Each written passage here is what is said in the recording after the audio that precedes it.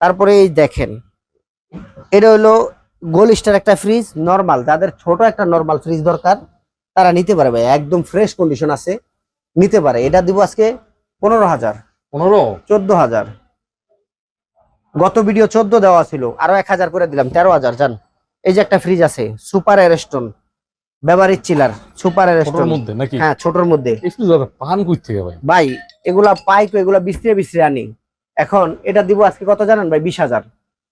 20,000 ভাই ছোট করে দেন ভাই। আচ্ছা 18 করে দেন, ফিক্সড 18। 18 আচ্ছা, আরো 1,000 কম, 17। হ্যাঁ।